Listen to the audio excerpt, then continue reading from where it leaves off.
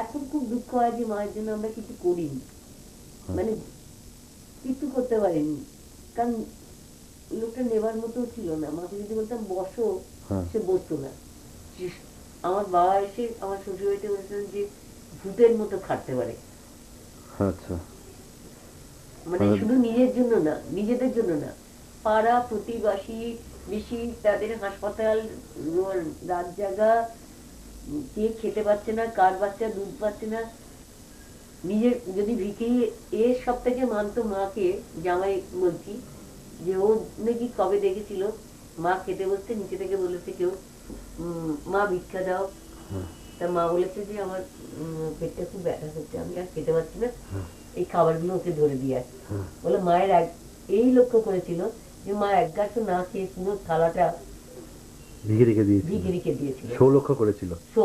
আচ্ছা, তাই তারপর শো কি বলেছিল দেখে?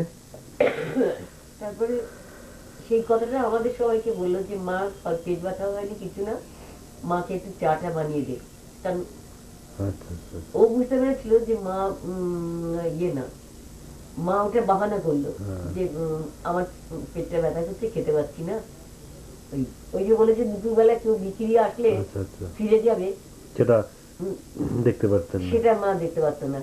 আমাদের পাশের বাড়িতে একটি মেয়ের বাচ্চা হয়েছিল, তার স্বামী টামি ছিল না, তো বাচ্চাটা না দুধ খেতে পায় না, তো খুব অসুস্থ। আমার মাকে দেখেছি আঁচলের তলায় 8 কাপ দুধ নিয়ে গিয়ে, যেন কেউ বাড়িতে না দেখতে পায় কিছু বলবে, ওই পাশের বাড়িতে গিয়ে সেই বাচ্চাকে দুধ দিয়ে আসতো। এইগুলো তো খুবই ছোট ঘটনা আর কি। এইগুলো দিয়ে বোঝা যায় যে কিরকম মানুষ ছিল। নিজের জীবনে কোনোদিন মানে বোধহয় পেট ভরে খায়নি। আশপাশ প্রতিবেশী মুখ বুঝে কাজ করে গেছেন।